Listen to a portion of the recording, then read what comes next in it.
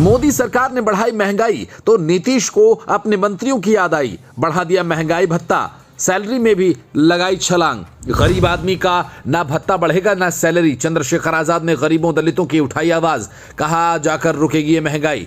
Gas तेल से लेकर सब्जी तक, मसालों से लेकर फल तक, सब गरीबों की पहुंच से हो रहे हैं दूर। आंखें दिखा रहा अमेरिका। भारत की गरीब जनता पर महंगाई का ट्रिपल अटैक हुआ है, लेकिन सैलरी बिहार के मंत्रियों की बढ़ी है। एक तरफ अमेरिका टैरिफ पर टैरिफ बढ़ा रहा है, दूसरी तरफ भारत सरकार गैस और तेल को महंगा कर रही है। आम जनता ये सोच रही है कि काश हम भी बिहार के मंत्री होते तो महंगाई भत्ता, दैनिक भत्ता और क्षेत्रीय भत्ता सब बढ़ जाता। लेकिन पीएम मोदी की सरकार की महंगाई वाले फैसले पर नीतीश बाबू की बिहार सरकार ने जनता की जगह अपने मंत्रियों का ध्यान रखा। यही वो सोच है जिससे लड़ने की बात चंद्रशेखर आजाद करते हैं। वे कहते हैं कि सत्ता में बैठे लोग अपना तो ध्यान करते हैं, लेकिन जनता के दुखों की तरफ देखते भी नहीं। ये बात सच कैसे साबित हो रही है, 3 उदाहरणों से समझिए। पहला, अमेरिका ने टैरिफ बढ़ाया तो भारत बोला कि हम रूस से सस्ता तेल खरीदने के बजाय आपसे महंगा तेल खरीदेंगे। दूसरा, भारत सरकार ने तेल और गैस के दाम पूरे देश में बढ़ा दिए। तीसरा, बिहार की सरकार ने अपने मंत्रियों के भत्ते और सैलरी बढ़ा दी।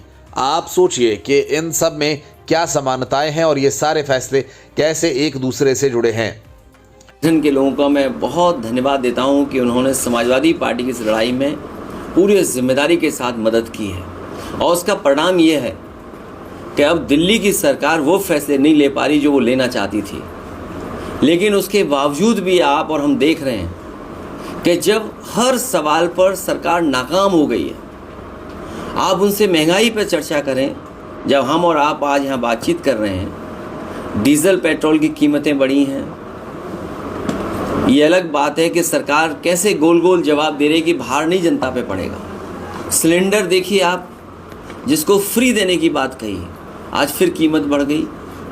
और जिस तरीके से अमेरिका आर्थिक रूप से पाबंदी लगा रहा है अपनी अर्थव्यवस्था बचाने के लिए, अगर वो अपनी अर्थव्यवस्था बचा रहा है और पाबंदियां लगा रहा है, तो भारत की अर्थव्यवस्था को कौन बचाएगा। बिहार की सरकार के फैसले पर सवाल उठ रहे हैं, क्योंकि एक तरफ तो वहां के राजनेता कहते हैं कि जनता को नौकरी देने के लिए पैसे नहीं हैं, सरकारी कर्मचारियों को सैलरी देने के लिए पैसे नहीं हैं, लेकिन मंत्रियों की सैलरी बढ़ाने के लिए उनके पास पैसे हैं। बिहार सरकार के ऊपर 3 लाख करोड़ रुपए से अधिक का कर्ज है। मतलब यहाँ पैदा होने वाला हर बच्चा 19,000 रुपए से ज्यादा का कर्ज लेकर पैदा होता है, और वहां की सरकार कर्ज देकर घी पीने में लगी हुई है। लेकिन अब बात सिर्फ बिहार की नहीं है। पूरे देश में जब गैस के दाम बढ़ाए गए तो आम जनता परेशान होने लगी, और अमेरिका की वजह से जो बाजार धड़ाम हुआ उसने भी देश के लोगों को डरा दिया। पूरी दुनिया पर अब खतरा मंडरा रहा है, कहीं सब एक बार फिर मंदी की चपेट में ना आ जाए। मैं एक चीज़ ज़रूर कहूँगा कि ये थोड़ा चिंता का विषय तो है, पर एक ध्रुव की दुनिया नहीं है, बहुध्रुवी है, मल्टीपोलर है।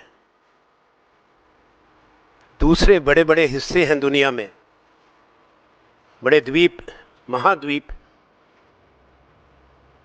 इसी विश्व के अंदर अगर अमेरिका है तो यूरोप भी है, अफ्रीका यूनियन भी है जो 54 देशों का है, लैटिन अमेरिका और कैरिबियन भी है, गल्फ़ की खाड़ी के बड़े देश हैं जो मजबूत हैं व्यापार में, चीन है।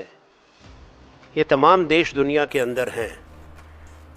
हमारे रिश्ते हैं विश्व के हर हिस्से के अंदर, उसको अब हमको प्राथमिकता देनी पड़ेगी। कांग्रेस सरकार को दो तरफा घेर रही है। एक तरफ तो उसे राय दे रही है और दूसरी तरफ गैस सिलेंडर्स के दाम बढ़ाए जाने पर पीएम मोदी को ट्रोल कर रही है। लेकिन आम आदमी किसे ट्रोल करे और किससे शिकायत, ये समझ नहीं आ रहा। वो तो सोच रहा है कि काश मैं भी बिहार की सरकार में मंत्री होता।